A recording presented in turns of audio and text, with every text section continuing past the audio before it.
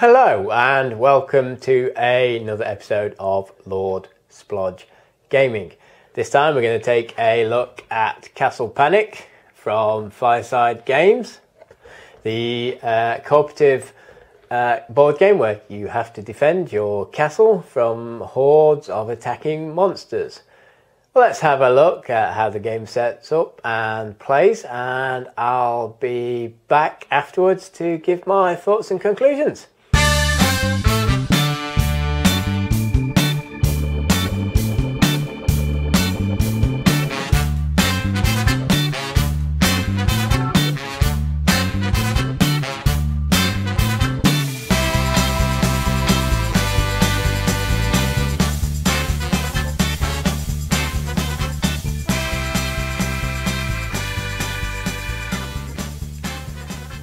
So here we have the small world. Here we have the Castle Panic board set up.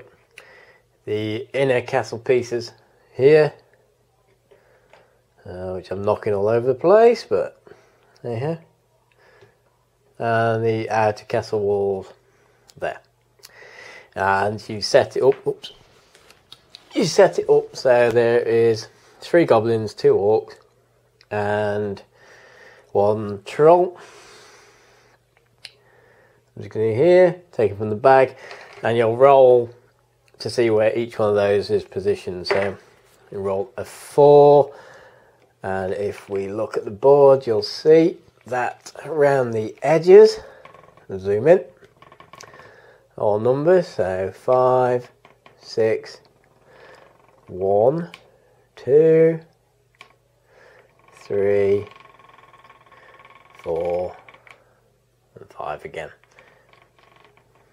So each one of those numbers corresponds to a face rolled on the die, and you'll do that until all the positions, and then each player is given a hand of cards. Now the hand of cards varies depending on how many people are playing, but they'll be issued a hand of cards, and each one of these cards, well, they're all order of plays, which tells you what to do. We'll get to that in a minute. But each card will be of a varying colour or type. So this is a green archer, and it can hit 1 monster in the green archer ring. So if you look again at the board, you'll see that we've got a red area, a green area, and a blue area. So let's just take a close look. So in the green area here, you've got the forest, and you've got an archer ring, and the knight ring, and the swordsman ring, and then you've got the castle ring. So in this case, that green archer, let's say that this orc here is in the archer ring, the green archer ring. So that card during that player's turn could be used to inflict 1 damage. So an orc has 2 hit points there. He'd spin him down to 1. If it was a troll, which we've got somewhere here, he has 3 hit points. So we'd spin him down to 2, and then you'd need to hit him again. And then there's a knight, that's a green knight, a red knight, so he can be used in the red knight ring.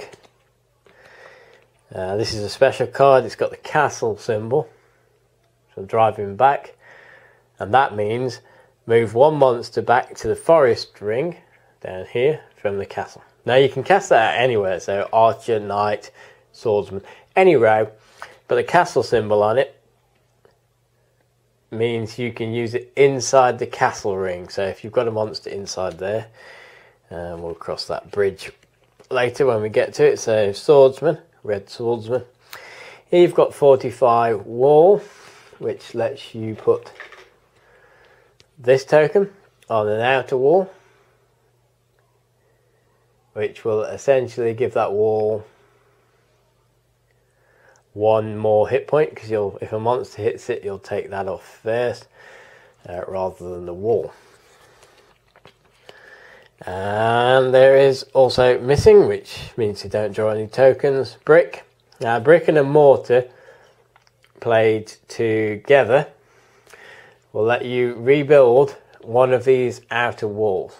Now you can't rebuild an inner wall. Once they're down, and if you lose all 6 of those, it's game over.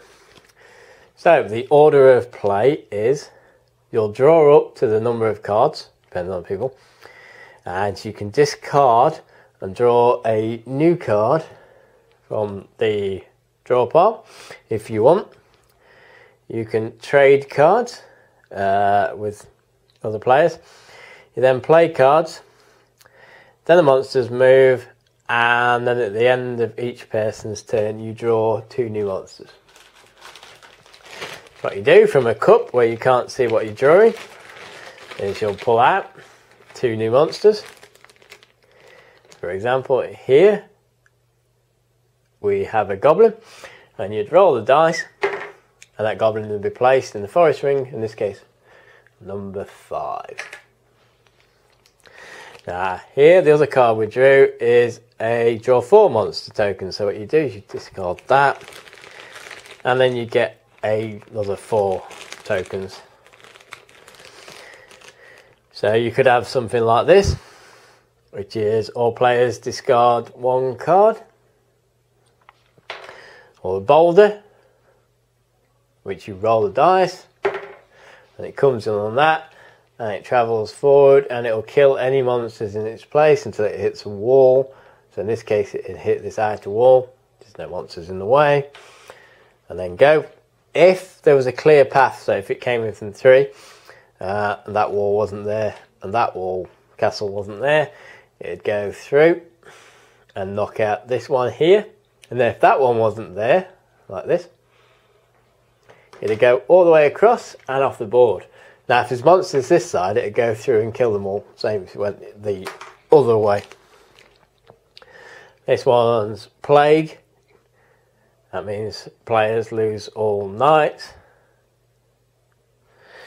And there's also monsters. There's special boss monsters as well. There's sort of the healer, which heals monsters, the Orc King and so on. And these are detailed if each corner of the board has details about the monsters. So they're all listed down there. But essentially boss monsters either bring out more monsters or have a special ability. And each player takes a turn.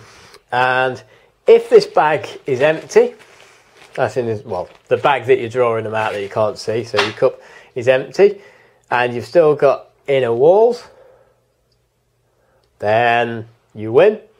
If the enemy gets through and knocks all the castle down, then you lose. Now the thing is that once a monster's inside here, each time it knocks a wall down, it'll take 1 hit point, but it'll continue to move around the inner circle. So you could, in theory, if you've got a monster in there, quickly lose the game, because only cards with those symbols on that have a castle symbol, like I showed earlier, let's just pull one out again, like this one, can affect them. Now there is a barbarian that can kill them. Let's see if we can find this tar that slows the monster down for 1 turn. Again, look, that works inside the castle. Barbarian, it's going to be a barbarian. There's never a barbarian when you want one. Oh, you get any colour cards as well. So this is an any colour knight, so that can attack any colour in the knight ring. Now where's this barbarian? Knight, hero. Heroes can hit 1 monster in any of the 3 rings of the colour, so that's a blue hero. Nice shot, played with another card, instantly kills a monster, so if you've got a 3 hit point troll, it'll go down in 1 if you play that at the same time. And I don't know where the barbarian's gone, he seems to be vanished. But anyway, the barbarian essentially kills 1 creature. So that's Castle Panic from Firesdie Games, a rather simple but fun cooperative game I've played this with adults and children, and they all like it. It's a fairly lightweight game, but it does encourage cooperative play and some kind of tactical thinking, because you got to pass the cards around to other players, because you got to think, will that orc be in the knight ring in 2 turns, and do I need to get that to the other player? It's fun. It's a well themed, nice artwork. Long term, I don't think it's going to appeal for the more sort of serious gamer, but for people that like lightweight cooperative games or an introductory game, this would be good to introduce to people who haven't played a cooperative game yet. I probably might try this with my parents, who I'm introducing to gaming, so we'll see what they think of it. But it's a good game, and if you like cooperative games, it's worth having. If you've got a child or children that are starting to get into games, then again, good game for those. So yeah, that's Castle Panic, a reasonably good cooperative game. I certainly enjoy it, so that's it for now anyway. So stay tuned soon for another episode of Lordsplodge Gaming. Thanks for watching.